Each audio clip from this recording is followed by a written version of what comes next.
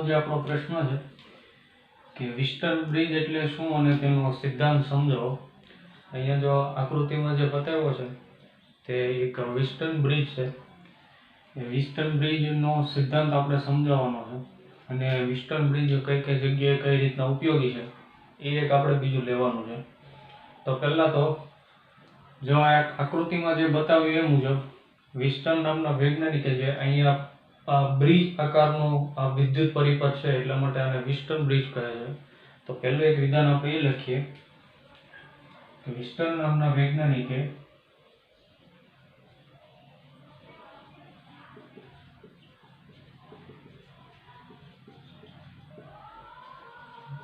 આ બ્રિજ જેવા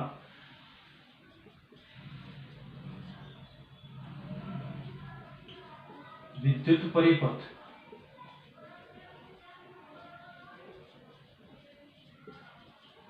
વિસ્ટર્ન બ્રિજની શોધ કરી હતી.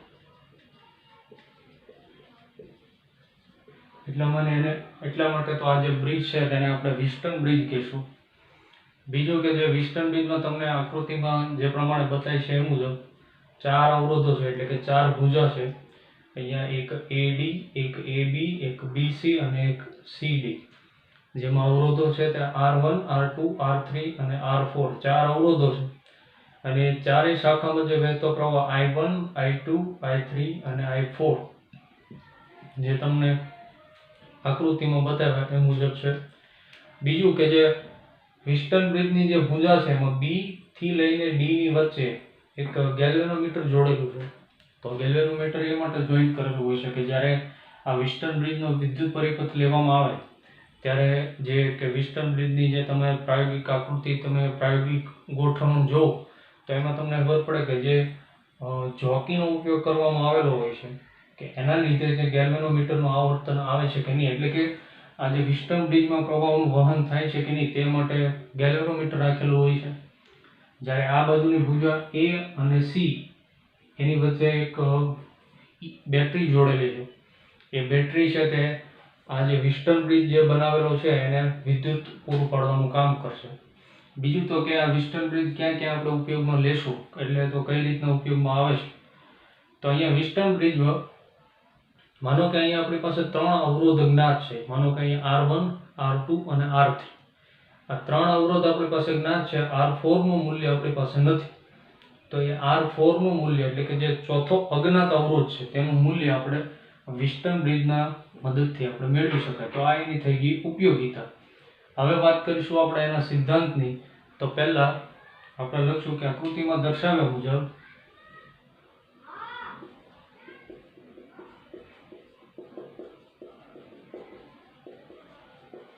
વિસ્ટર્ન બ્રિજમાં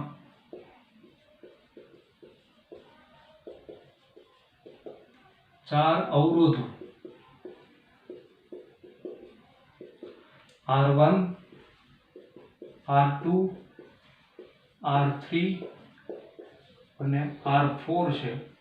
જેમાંથી વહેતો પ્રવાહ અનુક્રમે I1, I2, I3 અને I4 આ દરેક શાખામાંથી જે વહેતો પ્રવાહ અને દરેક શાખાનો જે અવરોધ છે એ આપણે બતાવ્યો. ત્યારબાદ બીજું કે બ્રિજમાં D અને D ની વચ્ચે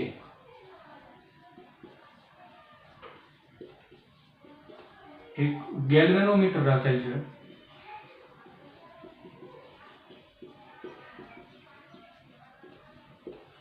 જ્યારે બિંદુ C અને A અને C ની વચ્ચે એક બેટરી રાખેલ છે અથવા તો એક બેટરી જોડેલ છે.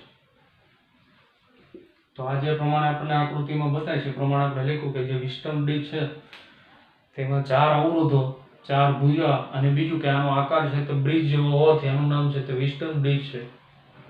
જે અવરોધો છે તે 4 અવરોધ R1, R2, R3, R4 એમાંથી વહેતા પ્રવાહ I1, I2, I3 અને I4 જે શાખામાં જે પ્રવાહ વહે છે તે અને જે દિશામાં વહે તે આપણે અહીં આકૃતિમાં બતાવ્યું છે. બીજું કે બી અને ડી ની વચ્ચે એક ગેલ્વેનોમીટર રાખેલું છે, જ્યારે સી અને એ ની વચ્ચે એક બેટરી રાખેલ છે. જ્યારે આ બ્રિજ સંતુલિત સ્થિતિએ હોય, સંતુલિત સ્થિતિ એટલે શું કે જે પ્રવાહ I1 is equal to I3 અને I2 is equal to I4, એટલે કે માનો કે અહીંના 4 અવરોધ પૈકી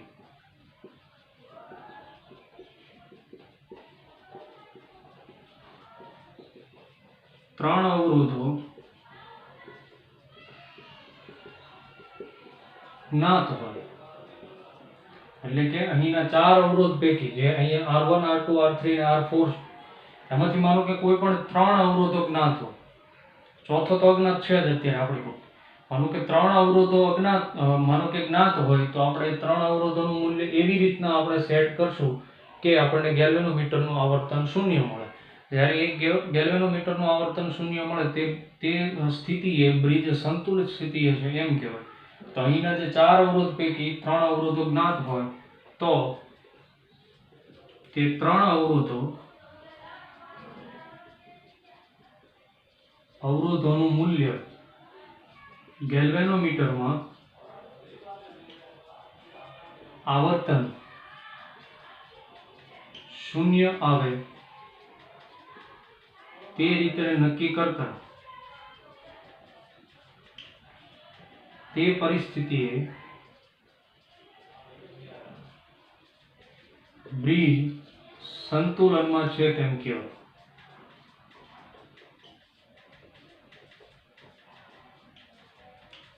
સંતુલનમાં છે એટલે કે બ્રિજ સંતુલિત સ્થિતિમાં છે એમ આપણે કહી શકીએ.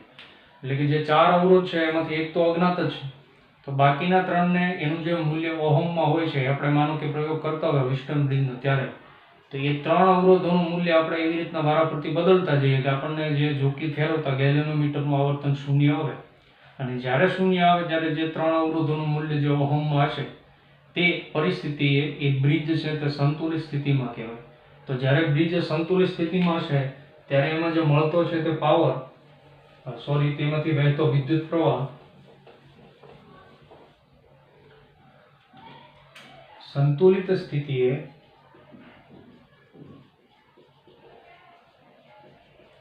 વિદ્યુત પ્રવાહ I1 is equal to I3 તેમજ I2 is equal to I4 થશે.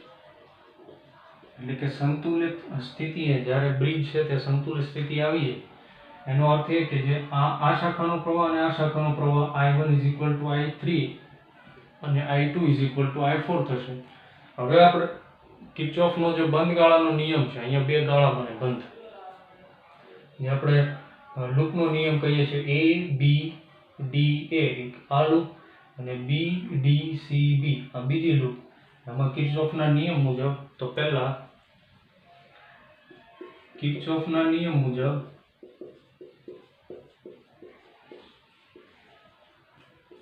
લૂપ ABDA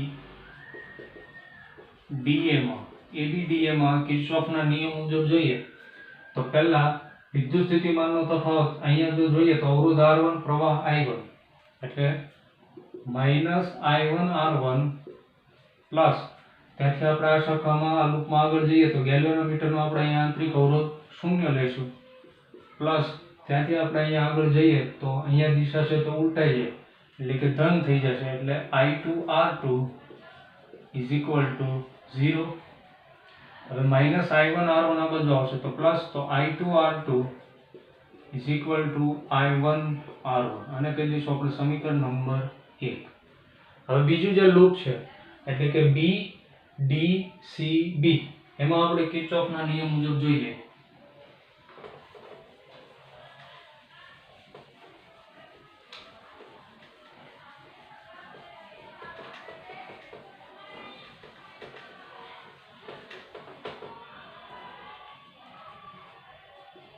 તો loop B D C B માં કિર્ચોફના નિયમ મુજબ એ પ્રમાણે જો આ બંધ લૂપમાં આપણે નિયમ લગાડીએ તો અહીંયા I4 જે વહેતો પ્રવાહ અવરોધ છે તે R3 છે અને અહીંયા જે I પ્રવાહ છે તે અહીંયા I4 આવશે અને અહીંયા I3 R3 અવરોધમાં જે વહેતો પ્રવાહ છે તે I3 જેટલો થશે. તો હવે આપણે BDCB લૂપમાં I3R3 માઇનસ આ જે ગેલ્વેનોમીટરનો છે તે +0 plus I4R4 is equal to 0 અને અહીંયા I3R3 ની સાઇન રહેશે તે માઇનસ, તો I4R4 is equal to I3R3 અને કહી દઈશું સમીકરણ નંબર 2.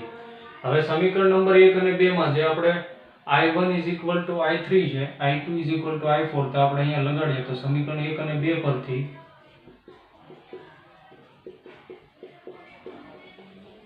સમીકરણ 1 માં જે છે તે I2 ત્યાં આપણે I4 લખશું I2 ની જગ્યાએ, તો I4R2 is equal to I1 ની જગ્યાએ I3R1, જ્યારે અહીંયા સમીકરણ 2 છે તે I4R4 is equal to I3R.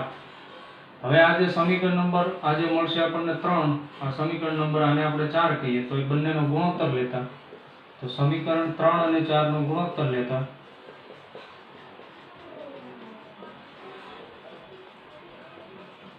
જો આપણે એનો ગુણોત્તર લઈએ તો I4R2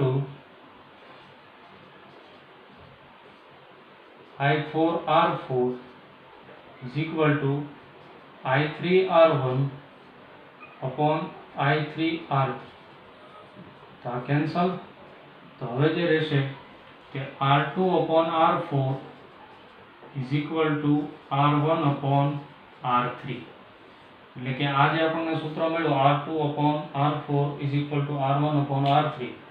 હવે એ સૂત્રનો ઉપયોગ કરીને માનો કે આપણી પાસે 3 અવરોધો જ્ઞાત હોય, માનો કે R2, R4 અને R1 જ્ઞાત હોય, આપણે જો R3 મેળવવો હોય તો આપણે મેળવી શકીએ. માનો કે R3 is equal to R1 R4 upon R2, તો આપણે આ સૂત્ર મુજબથી આપણને R3 મળશે. એટલે કે જે સંતુલિત સ્થિતિએ થશે, માનો કે 4 અવરોધ હોય એમાંથી આપણી પાસે કોઈ પણ 3 અજ્ઞાત હોય, 1 અજ્ઞાત હોય તો આપણે વિસ્ટન બ્રિજની મદદથી મેળવી શકીએ. તો આ વાત થઈ ગઈ વિસ્ટન બ્રિજ એટલે શું અને એનો સિદ્ધાંત અને જેની ઉપયોગિતા છે કે આપણે વિસ્ટન બ્રિજ જે પ્રાયોગિક ગોઠવણી હોય છે એમાં 3 અવરોધ આપણી પાસે જ્ઞાત હોય, 1 જો આપણી પાસે અજ્ઞાત હોય તો આપણે એનું મૂલ્ય આપણે મેળવી શકીએ. તો આ વાત થઈ ગઈ વિસ્ટન બ્રિજની.